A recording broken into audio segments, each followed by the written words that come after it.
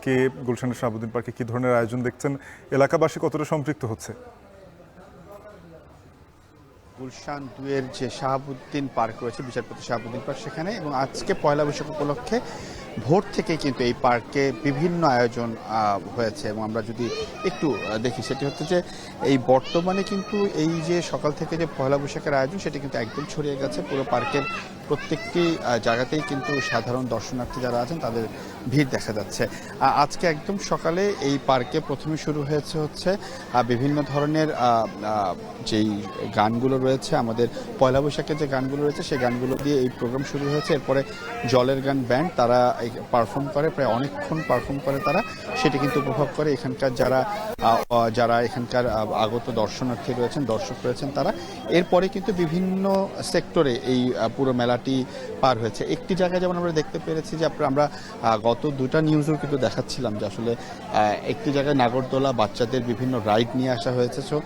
সুতরাং ছোট বাচ্চারা কিন্তু কিংবা শিশু যারা আছেন তারা কিন্তু তাদের পরিবারের ভাই বোন, অভিভাবক, পিতা মাতা সবার সাথে কিন্তু তারা এসেছেন এবং সেটি কিন্তু তারা উপভোগ করছেন। এবং একই সাথে কিন্তু এখানে দুটি সেমিনার অনুষ্ঠিত হয়েছে। সেমিনার বলতে হচ্ছে এখানে মহিলা ও শিশু বিষয়ক মন্ত্রণালয়ের যিনি উপদেষ্টা আছেন তিনি কিন্তু এখানে এসেছেন এবং তিনি জাতীয়তাবাদে যে নারীদের ভূমিকা সেটি নিয়ে আলোচনা করেছেন। এছাড়াও আমরা দেখেছি যে এখানে সকালবেলা সাংবাদিক, পরিবেশ বিদ সহ অন্যান্যরাও এসেছে। আমরা দেখেছি যে আনু মোহাম্মদ স্যার এখানে এসেছেন, সাংবাদিক মাহফুজ আনাম এসেছেন। তারা কিন্তু বিভিন্ন বিষয় নিয়ে আলোচনা করেছেন। তারা একটি বিষয়কে সবসময় তুলে ধরার চেষ্টা করেছেন যে আসলে এখনও একটি গোষ্ঠী আছেন যারা আসলে এরকম যে উৎসব রয়েছে যেখানে আসলে সকল বাঙালি ভেদাভেদ ভুলে, শ্রেণী পেশা ভুলে একসাথে পুরো দিনটাকে তারা দিনটাকে মনে রাখতে পারেন। এরকম যে দিনগুলো আছে সেই দিনগুলোতে কিন্তু এখনও একটি গোষ্ঠী আছেন যারা কিন্তু এটিকে নষ্ট করার চিন্তা ভাবনা করছেন এবং তারা কিন্তু বলছেন যে এই গোষ্ঠীটা থেকে সবসময় সাবধান থাকতে হবে এবং আমিত্ববাদ যেটি আছে সেই আমিত্ববাদকে ধারণ করতে হবে, বাংলায় কথা বলতে হবে, বাংলাকে ধারণ করতে হবে, এটি কিন্তু তারা বারবার বলছিলেন। এবং ঠিক এই মুহূর্তে কিন্তু লাঞ্চ ব্রেক চলছে। লাঞ্চ ব্রেকের পরে কিছুটা শিথিল হয়েছে। সাধারণ জনগণ যারা আছেন, দর্শনার্থী যারা আছেন তারা কিছুটা এখন কমতে শুরু করেছেন। অবশ্য চিন্তা ভাবনা করা হচ্ছে যে বিকালের পর থেকে কিন্তু আবারও দর্শনার্থী বাড়তে পারে এবং সর্বশেষ সঙ্গীত অনুষ্ঠানের মাধ্যমে কিন্তু আজকের মেলা শেষ হবে। শাফিন, এই ছিল আমার কাছে সর্বশেষ।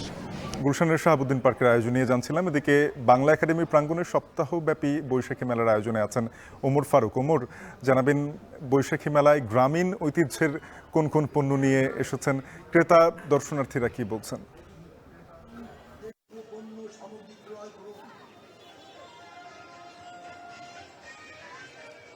শাফিন, আপনাকে নববর্ষের শুভেচ্ছা দিয়ে শুরু করছি। প্রতি বছরের ন্যায় এবারও আসলে বাংলা একাডেমি আয়োজন করেছে 7 দিনব্যাপী বাংলা একাডেমি এবং রিসিক কর্তৃক যৌথ উদ্যোগে 7 দিনব্যাপী আয়োজন করেছে বৈশাখী মেলা। এবং এই বৈশাখী মেলায় মূলত স্থান পেয়েছে দেশীয় শিল্প সংস্কৃতির যে সকল পণ্য সামগ্রীগুলো রয়েছে সেগুলো। আমরা মেলা জুড়ে যেমনটি দেখেছি, এই মেলাতে 98টির স্টল রয়েছে যেখানে মূলত আমরা দেখতে পেয়েছি বাঙালি শিল্প সংস্কৃতির সাথে জড়িয়ে থাকা নানান পণ্য সামগ্রী। এবং আমরা দেখেছি যেখানে রয়েছে বাঁশ ও বেতের তৈরি হস্তশিল্পের নানান আসবাবপত্রের স্টল। এছাড়াও কিন্তু মেলা জুড়ে রয়েছে আমাদের দেশীয় সংস্কৃতি বহনকারী এবং ইউনেস্কো স্বীকৃত জামদানির বেশ কয়েকটি স্টল রয়েছে। আমরা যেমনটি দেখছি যে আসলে এই মেলা দুপুর 1টার দিকে শিল্প উপদেষ্টা এবং সংস্কৃতি উপদেষ্টা আর উদ্বোধনের মাধ্যমে আসলে মেলাটি শুরু হয়। এবং বৈশাখের যেই রঙিন হয়ে কিন্তু নানান বয়সী নারী পুরুষেরা তারা তাদের পরিজনদেরকে, আত্মীয়দেরকে নিয়ে মেলাতে আসছেন এবং যে মেলাতে দেশীয় শিল্প সংস্কৃতির যে সকল পণ্য সামগ্রীর যে স্টলগুলো রয়েছে সেখানে তারা মূলত ভিড় করছেন এবং তাদের পছন্দ অনুযায়ী পরিবার পরিজনদের জন্য নানান ধরনের পণ্য সামগ্রী তারা ক্রয় করছেন।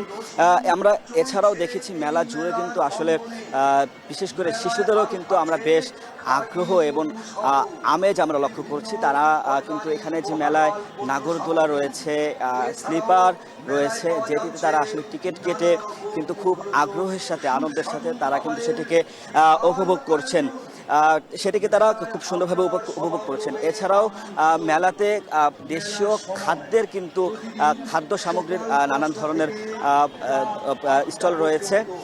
যদি একটু বলি, এই মেলা আসলে আগামী 7 দিন ব্যাপী, আজ থেকে আগামী 7 দিন ব্যাপী চলবে।